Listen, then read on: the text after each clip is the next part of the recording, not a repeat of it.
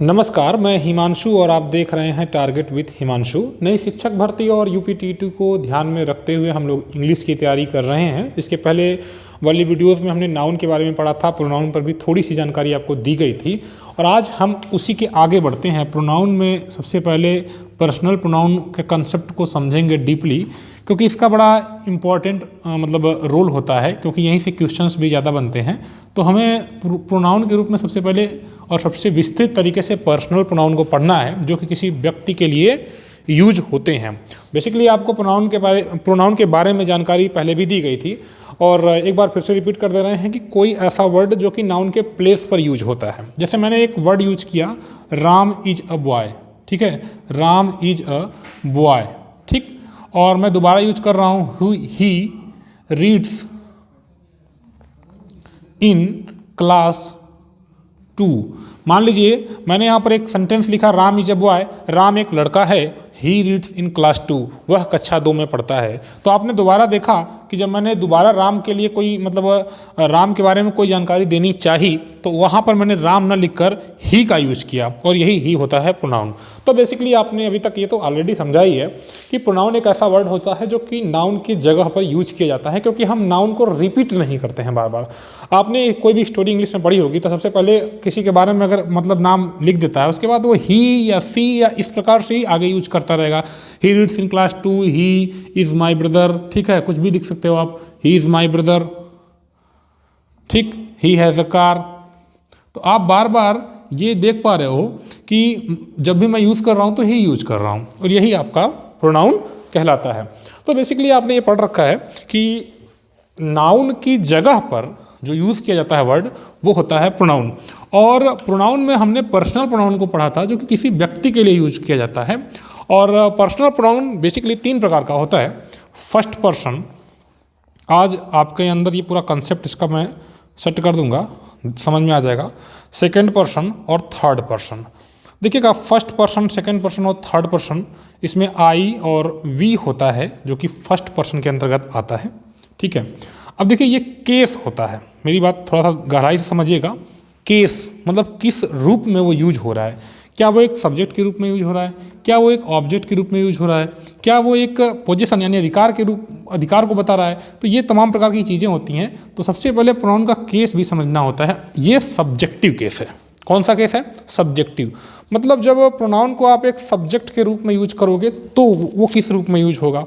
जब आप उसका ऑब्जेक्ट बना दो तब वो किस रूप में यूज होगा। जब आप उससे अधिकार बताने लगो, पोजेसिव केस उसको कहते हैं, पोजेसिव केस। और मेरी बात को ध्यान से समझिएगा, ये पोजेसिव केस जो होता है प्रोनाउन का, वो अधिकार बताने के लिए यूज होता है। और ये भी 2 प्रकार से बांटा जाता है। एक तो पोजेसिव एडजेक्टिव होता है, ठीक है, वो पोजेसिव एडजेक्टिव कहा जाता है। और एक पोजेसिव प्रोनाउन होता है, एक पोजेसिव प्रोनाउन होता है, ठीक। तो इन दोनों चीज़ों को भी समझते रहिएगा। पोजेसिव केस में भी 2 होता है, एक एडजेक्टिव और एक प्रोनाउन, ठीक। और ये दोनों ही अधिकार बताने के लिए प्रयोग किए जाते हैं। मतलब किसी पर अधिकार है, जैसे मेरी कलम, इस कलम पर मैं अपना अधिकार बता रहा हूँ कि यह मेरी कलम है। लेकिन एक बात बोलिए, मेरी मतलब माई, मैंने माई यूज किया यानी कि एडजेक्टिव। My pen. अब आप कहेंगे सर एक बात बताइए कि ये पोजेसिव केस अधिकार बता रहा है तो माई, तो यहाँ पर ये क्या है और ये किस लिए यूज होता है? माइन। एक दिमाग में ये भी प्रश्न आपके आया होगा, अब इस पर भी हम चर्चा करेंगे। आई, मी। अगर मैं इसको सब्जेक्ट के रूप में यूज करूंगा तो आई, ऑब्जेक्ट के रूप में यूज करूंगा तो मी, पोजेसिव केस में यूज करूंगा तो माई और माइन। लेकिन ये एडजेक्टिव है। मेरे कहने का मतलब ये है कि जब इसको आप यूज करोगे तो इसके तुरंत बाद नाउन जरूर आएगा, क्योंकि एडजेक्टिव की परिभाषा ही यही होती है। एडजेक्टिव किसे कहते हैं? एडजेक्टिव किसी नाउन या प्रोनाउन के बारे में कुछ बताता है, ठीक। और एडजेक्टिव अगर कहीं यूज कर रहे हैं तो मतलब एडजेक्टिव के तुरंत बाद नाउन आता है। ये एडजेक्टिव के लिए इंपॉर्टेंट है, सारे एडजेक्टिव के लिए नहीं। लेकिन अगर एडजेक्टिव है तो कुछ ऐसे एडजेक्टिव होते हैं जिनके तुरंत बाद नाउन आता है, ठीक। जैसे मैंने एक वर्ड यूज किया, ब्लैक पेन, तो आप कहेंगे सर ये पेन के बारे में बता रहा है कि ये ब्लैक है, ठीक। तो ब्लैक क्या हुआ? एक एडजेक्टिव हुआ। तो ये एक एडजेक्टिव की एक जगह है, ऐसा नहीं है कि हर जगह ऐसा यूज होता है, लेकिन ये एक जगह है। अगर किसी नाउन के ठीक पहले कोई वर्ड है तो वो पक्का एडजेक्टिव ही है, समझ रहे हैं। तो ये माई एडजेक्टिव के रूप में जाना जाता है। इसी प्रकार से वी है तो वी, अस, अवर और अवर्स होता है, ठीक। और ये फर्स्ट पर्सन है। फर्स्ट पर्सन का मतलब ये समझ लीजिए कि जब स्वयं की बात हो, जब नाउन सिर्फ अपनी बात करे। मैं अपनी बात कर रहा हूँ आई, मैं मेरे कलम की बात कर रहा हूँ, माई पेन, ठीक है, माई पेन, ये देखिए अधिकार, ठीक, यहाँ पर अधिकार दिखा रहा हूँ, तो माई के तुरंत बाद मैं पेन बोल रहा हूँ। अगर पेन नहीं रहता, जैसे मैंने यह मेरी कलम है कहने के बजाय अगर मैं ये कहता कि यह मेरी है, समझ रहे हैं, यह मेरी है या यह कलम मेरी है, तब मैं यहाँ पर माइन का प्रयोग करता, क्योंकि मैं मेरी बोल रहा हूँ और मेरी के तुरंत बाद नाउन नहीं बोल रहा हूँ, तो ये माइन यूज हो जाएगा, क्योंकि ये बिना नाउन के यूज होगा। समझ रहे हो, तुम, ये कलम मेरी है तो दिस पेन, यहाँ पर ये पेन इज माइन, ठीक है, समझ रहे हो, ये माइन यूज हो गया, क्योंकि ये विदाउट नाउन के यूज होता है। अधिकार ये भी बताएगा, ठीक है, अधिकार ये भी बताएंगे, लेकिन ये बिना नाउन के और ये नाउन के, समझिएगा। तो आई और वी फर्स्ट पर्सन हो गए, और यू जो होता है वो सेकंड पर्सन होता है, जो सामने हो उसकी बात की जाए, तो यू, योर और योर्स, ठीक। और तीसरा ही, हिम, हिज और हिज, और चौथा सी, हर, हर और हर्ष, और लास्ट नेक्स्ट है इट, इट है और इट्स है, ठीक। और यहाँ पर इसको यूज़ नहीं करते हैं। बोले जैसा जी, हवा जा, कोई दिक्कत ना। तो आपने ये पूरा प्रोनाउन समझ लिया, पर्सनल प्रोनाउन जो होते हैं। अब इनके यूज़ को मैं आपको समझाने का प्रयास कर रहा हूँ। देखिए ये आप ऐसे 4-5 बार पढ़ोगे याद हो जाएगा। I, me, my, mine, we, us, our, ours, you, your, yours, he, him, his, she, her, hers, it, its, और ये इसका यहाँ पर नहीं यूज करते हैं। अब मैं आपको थोड़ा सा समझाने का प्रयास कर रहा हूँ। मैं 4 वर्ड मतलब 4 सेंटेंस लिख रहा हूँ और सेंटेंस के माध्यम से मैं आपको समझा रहा हूँ। आई एम अ बॉय, मैंने एक सेंटेंस लिखा, आई एम अ बॉय। यहाँ पर मैं एक लड़का हूँ, सब्जेक्ट के रूप में यूज किया जा रहा है, सब्जेक्ट, ठीक। मैं ही हूँ, मैं खुद हूँ और मैं एक लड़का हूँ। यहाँ पर मैं अपने बारे में बता रहा हूँ एक कर्ता के रूप में, सब्जेक्ट के रूप में, ठीक। मैं पढ़ा रहा हूँ, आई एम टीचिंग, ठीक, आई एम टीचिंग। तो आपने देखा कि ये आई जो वर्ड है वह एक सब्जेक्ट के रूप में यूज हो रहा है। तो ये सब्जेक्टिव केस है, ये सभी सब्जेक्ट के रूप में यूज होते हैं। आई की बजाय मैं वी भी बोल सकता था, अगर 4-5 लोग खड़े होकर यहाँ पढ़ाते तो वी आर टीचिंग हो जाता। अगर यू है, आप खुद पढ़ रहे हो, तो मैं कहूँगा यू आर रीडिंग या यू आर राइटिंग, अगर आप लिख रहे हैं तो। अगर वह है अकेला, कहीं ऐसा पर्सन है जो यहाँ पर मौजूद नहीं, जिसको थर्ड पर्सन कहते हैं, अगर वह अकेला है तो ही, लड़की है तो सी, इट, मैंने एक यहाँ पर भूल गया हूँ, उसको थोड़ा सा देख लीजिएगा, दे, देम, दियर और दियर्स, ठीक। तो ये आपका जो हो जाएगा चौथा। अगर मान लीजिए 2-3 लोग हैं, प्लूरल है, तो दे, देम, दियर और दियर्स, ठीक। तो इट है, इट मतलब ऐसे वस्तुओं के लिए यूज किया जाता है जिसमें सिंगुलर प्लूरल का हमें विभेद ना करना हो, ठीक, जैसे छोटा बच्चा है। तो यू, योर। अब देखिए मैंने आपको सब्जेक्ट का मतलब कंसेप्ट समझाया कि सब्जेक्ट कैसे काम करता है। हम सभी, वे सभी गाना गा रहे हैं, वे सभी नाच रहे हैं, दे आर डांसिंग। आप प्लेस देखो, दे आर डांसिंग। आप देखो ये कहाँ यूज हो रहे हैं, सब्जेक्ट के रूप में। चूंकि ये सब्जेक्ट के रूप में यूज हो रहे हैं, इसलिए ये प्रोनाउन का सब्जेक्टिव केस है। बात समझ में आई? अब ये अगर ऑब्जेक्ट के रूप में यूज किए जाएं, इन्हीं का अगर ऑब्जेक्ट बनाया जाए तो ये बनेगा।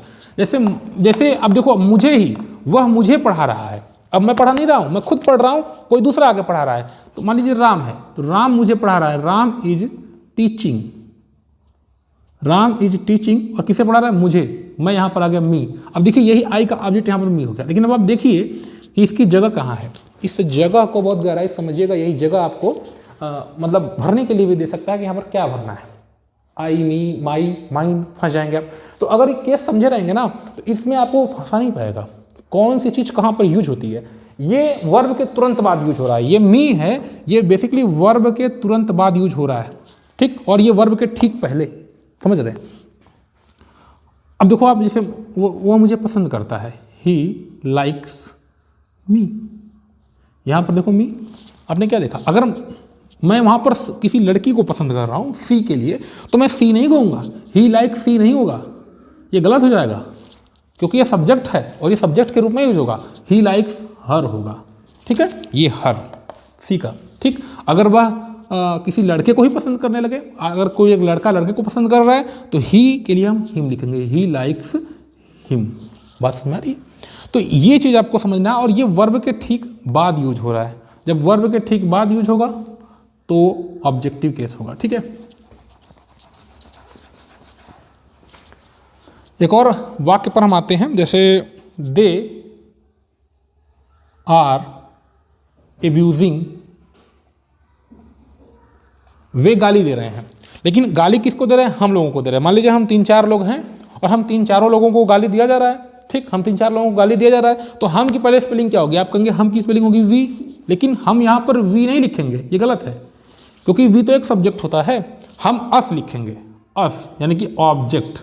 तो दे आर एब्यूजिंग अस, वे हमें गाली दे रहे हैं। यहाँ पर अस ऑब्जेक्ट के रूप में यूज हो रहा है। इस बात को आपको समझना है कि ये वर्ब के ठीक बाद यूज होता है, वर्ब के ठीक बाद ऑब्जेक्टिव केस।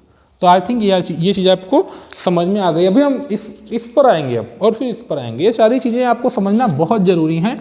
ये आपको मतलब सब्जेक्ट के रूप में यूज़ करना है कि ऑब्जेक्ट के रूप में यूज़ करना है कि पोजीशन दिखाना है, ये सारी चीज़ें क्लियर होनी चाहिए। और अब हम पॉजेसिव केस पर आते हैं। ठीक है, पॉजेसिव केस का मतलब अधिकार होता है, और ये नाउन के ठीक पूर्व यूज होता है।